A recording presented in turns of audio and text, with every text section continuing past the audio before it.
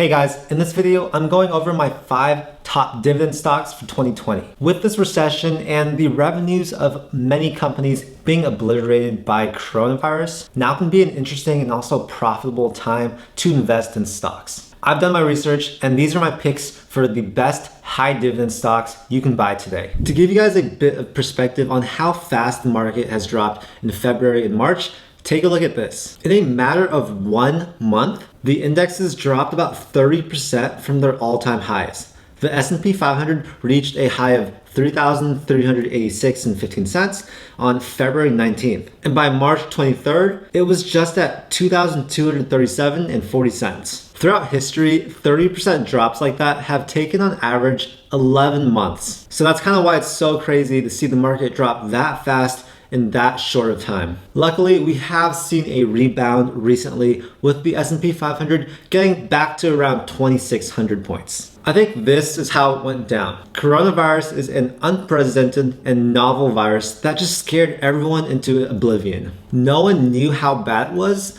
but they knew it was getting really bad. Like apocalypse bad. People were hoarding guns, stockpiling toilet paper, selling PPE like N95 masks and hand sanitizer for 1,000% over MSRP, and so much more. It was just crazy. That also partly explains why the stock market hit this bear market territory in such a short amount of time. People were extremely scared, and unfortunately for the majority of buyers and sellers in the stock market, most of their decisions are emotion-based. Think about it, like most people that buy and sell stocks, they're just not trained. They're just normal people that have stocks because it's an investment. So that's why I think emotion has such a big impact on the stock trading market. And that's why also for the last few weeks, we've seen some pretty uncorrelated moves in the stock market when you compare it to the US economy. For example, we saw that the stock market actually went up when the jarring unemployment numbers first came out.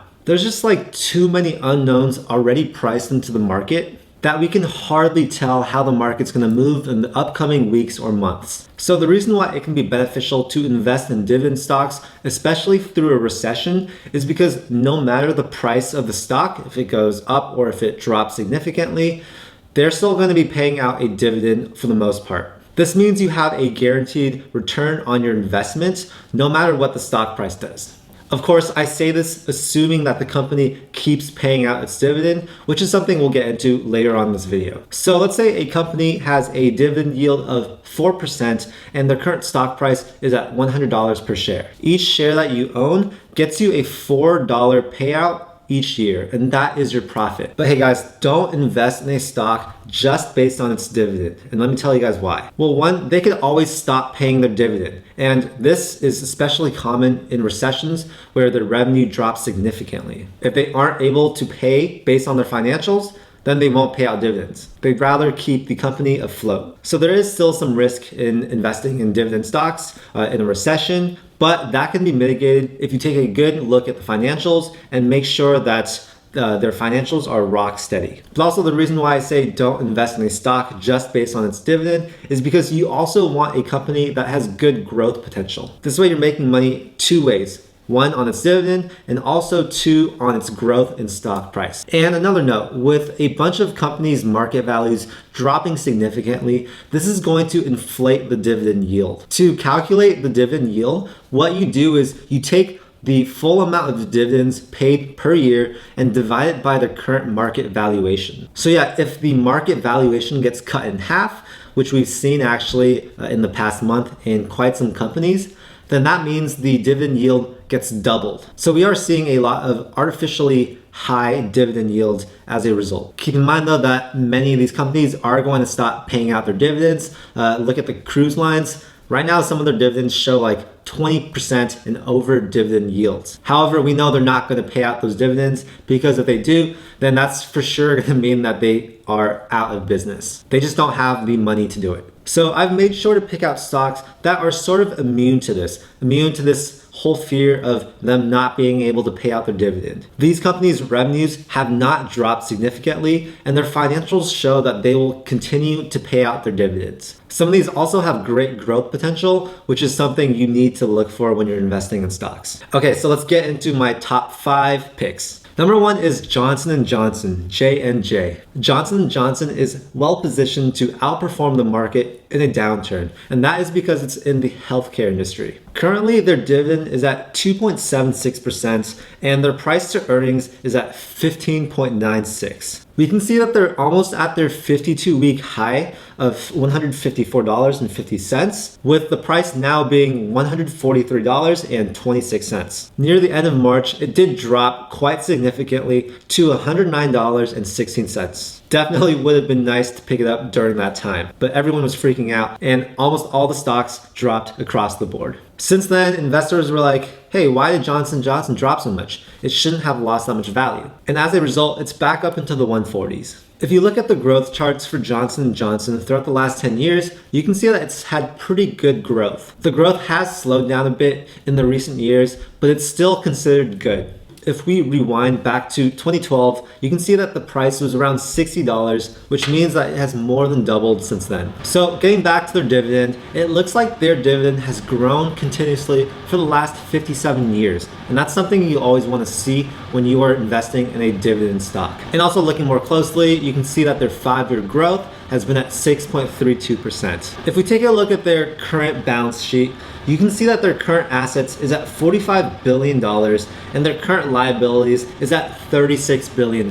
This is not the best, but it's also not bad. In the last year, they paid out about $10 billion in dividends, and they had a healthy $54 billion in gross profit in the last year. Now let's compare Johnson & Johnson to other companies right at this second. Their stock is doing extremely well, especially compared to all these other stocks. And with it being a leading COVID-19 vaccine candidate, it still has a lot more room to grow, in my opinion. It is a huge company with a lot of diversification in an awesome industry. And I don't see any reason at all why they would not be able to pay out their dividends like they have for the last 57 years. Will the dividend amount grow this year? I'm not too sure about that. But one thing is for certain, it's that they will continue to pay out their dividends. That's why I like this stock as one of my favorite dividend stocks to buy right now. Okay, next up on my list is the telecom and content giant AT&T. AT&T stock fell from the high 30s just a couple months ago to high 20s now. This represents about a 25% drop in their valuation. Now, the reason why I like AT&T is because it's a solid company with high dividends and strong financials and outlook. Most of its high margins come from its wireless division, more specifically their data. Currently, they are upgrading their US infrastructure to include 5G connection. This is a very high-speed connection that is extremely exciting. As a result of this higher speed data, that's going to lead to more data consumption and more profits for AT&T. Like, think about how easy is it to use data when things download just like that. The faster the internet, the more people will use it, and the more data consumption there is, which leads to more profit for them. In addition, they're also launching their HBO Max streaming service in mid-2020. So I do think that 2020 is going to be a pretty good year for AT&T, but let's also take a look at their numbers to see if that's true. Their current price to earnings ratio is 15.77, which is where it's been for about the last 5 years. Their current dividend is at 6.91%, which is extremely high. Now, we have seen the dividend grow continuously for the last 35 years. Based on their financials, I don't think there's going to be a problem with AT&T paying its dividend in the next year or so. And that's why I think this is a great company to invest in, both based on their solid performance this year, their high dividend, and all the cool things that they're coming out with for 2020. Definitely a good buy for you if you want a high-paying dividend stock with good growth potential. Next up on my list is Coca Cola, stock ticker KO. Everyone knows Coca Cola. It seems like they make pretty much every single drink in the world. But technically, they are a seller and manufacturer of non-alcoholic beverage concentrates and syrups. They're best known for their wildly popular drink, Coca Cola, but they also own other brands such as Dasani, Fanta, and Sprite. Let's take a good look at their stock price in the recent months. So back in February, their stock price actually reached a high of $60, but after that, it fell down to a low of $36.27, and now it's back in the mid 40s. I think this is a great buying opportunity for Coca-Cola because it's a very big company with great revenue, and they also have a well-paying dividend. Their current dividend yield is 3.51%, and they have seen dividend growth for the last 57 years. Their current price to earnings ratio is 23, which is a bit high, but when you look at the average PE for the last few years, you can see that 23 is actually not too bad. Also, take a look at the revenue for the last 4 years. It's been pretty consistent in the 35 to 40 billion range per year of revenue. And we've seen their earnings increase every year since 2018. 2020 might be a little bit different, but it's always nice to see an upward trend in the years before this recession. Now, Coca Cola isn't just all about soft drinks. They were also recently named the fastest growing, fast moving consumer goods company in China. This is a worldwide company that does a lot of different things, and I always love diversification like that. It means they're not reliant on one product or one service, and in case something happens, they have many other streams of revenue to fall back on. Like I said before, their PE ratio right now is 23, which is a bit high, but if you look at the PE ratio for the last 5 years, that has been an average of 47. I think that's a little bit artificially high right now, and that's due to their low earnings report at the end of 2017, which made its PE ratio jump super high. But the point is, compare the current PE ratio of 23 to the 5-year average of 47, and that's a good way to see if this stock is undervalued or overvalued. In the grand scheme of Coca Cola as a company, the current PE ratio is quite low, and that is a good reason for you to think that it's on sale. Based on their balance sheet, their total current assets is at $20.4 billion, and their total current liabilities is at $26.9 billion. So yeah, their current assets are actually lower than their current liabilities, and that means that they have to rely on the revenue to pay their dividends. They've actually got pretty great revenue at $37.2 billion, leading to a net income of $8.9 billion. Now, looking at their cash flow, you can see that last year they paid $6.845 billion in dividends. It's important to compare this to their common stock repurchased, which is just at $1.1 billion. This means that they prioritize paying out their dividends and rewarding their investors. That's why I think that their dividend is sustainable, and even with a small drop in revenue, they should be totally fine paying out their dividend. So yeah guys, Coca-Cola is a great company, a huge company that's all over the place, and we've seen an upward trend in their stock price for the last 5 years. And with this big dip that happened recently, I think it's a great buying opportunity to pick up some Coca-Cola stock at a pretty cheap price. Next up on my list is Microsoft. This is a largely recession-proof stock that pays a high dividend and also has great growth potential. Now, before I tell you the dividend, let me just warn you guys that you're gonna say, Charlie, that's such a low dividend. Why is this even on this video? And while that's true, the reason why it's in this video is, one, because it has a good, pretty mild dividend that will never go away, and two, because it's a company with very strong growth. Like I mentioned earlier,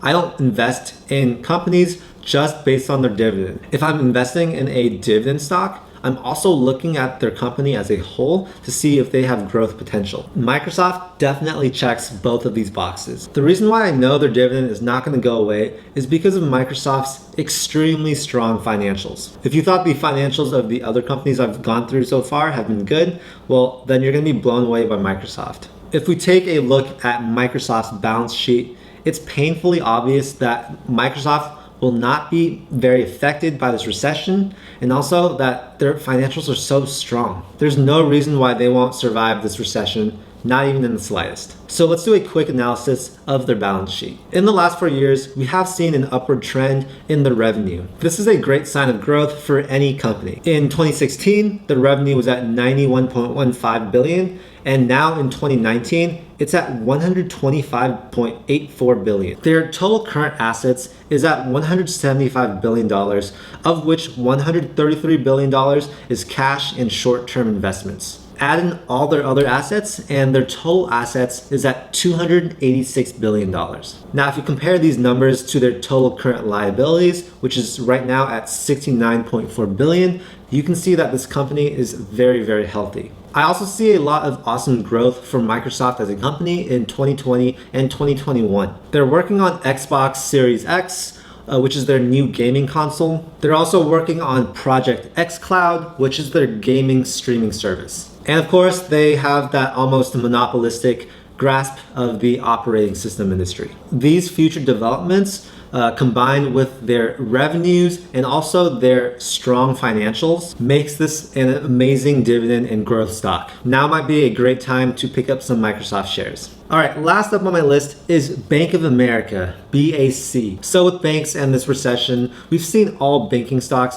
go down significantly. Interest rates have fallen greatly, and as a result, the margins at banks has really fallen as well. And it's kind of like a domino effect. With the recent unemployment numbers, we're going to see a lot of people not being able to afford their mortgages. And this is going to create some cash flow problems for all the banks out there. So like other bank stocks, Bank of America was hit pretty hard. The 52-week high of their stock was $35.72. But in March, that fell all the way down to $17.95. Now it's in the low to mid 20s, which is still a significant drop of about 35 to 40%. Now, do I think that the stock should have dropped that low? I don't think so. I think it's due mostly because people were just very, very scared. Let's take a look at their dividends, which have been pretty high recently. Their current dividend yield is at 3.25%, and their PE ratio is 8.53. In my opinion, Bank of America is one of the stronger banks in the US, and there is no way that it's ever going to fail. Let's take a look at their financials,